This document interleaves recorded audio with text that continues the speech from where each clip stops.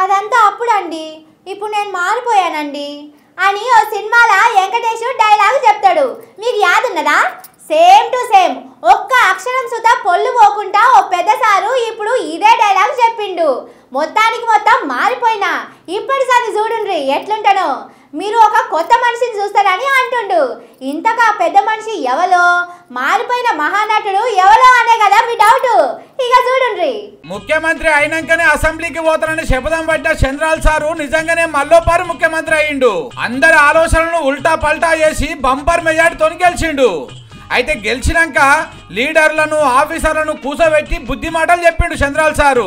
ఇగో మీరు ఇప్పుడు చూస్తున్నది పాత చంద్రబాబును కాదు, నేను అప్పట్లెక్క లేను, మొత్తం మారిపోయినని చెప్పుకొచ్చిండు. 3G ఫోన్ లెక్క కాదు, ఇప్పుడు మొత్తం 5G ఫోన్ లెక్కనే మారిపోయినని చెప్పుకున్నాడు. ఇప్పటి సంది మీకు కొత్తగా కనిపిస్తా, పాలన సుతం కొత్తగా చేస్తానని చెప్పిండు. మొన్నటిదాకా అధికారులు చెప్పినట్టు నడిచిన, కానీ ఇప్పుడు ప్రజాపాలన చేస్తానని, నేను వస్తున్నానని ట్రాఫిక్ క్లియర్ చేసుడు, రోడ్ల మీద బారికేట్లు పెట్టుడు బంద్ చేయాలని రేవంత్ సార్ లెక్కనే చెప్పిండు. పోండ్రి సారు మాటలు మంచిగానే ఉన్నాయి గాని ఇవి ఇన్నాళ్ళ పార్టీలే పరిశాన్లో పడ్డారట. ఇన్నొద్దులు మన కులపోళ్ళంతా ఒక్కటే అన్నట్టు ఉన్నాం. ఇప్పుడు కులపోలందరినీ పక్కకు నూకేస్తారాయిందని బుగులు పడుతున్నారట.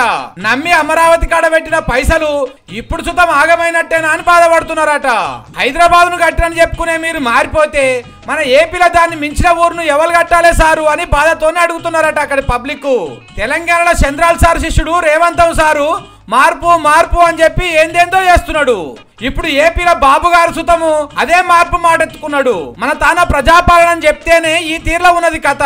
మరి ఏపీలో చంద్రాల్ సారే మారిపోయినని అంటున్నాడు అంటే ఇంకెట్లా ఉంటుందో అని అక్కడ వాళ్ళు భయపడుతున్నారట.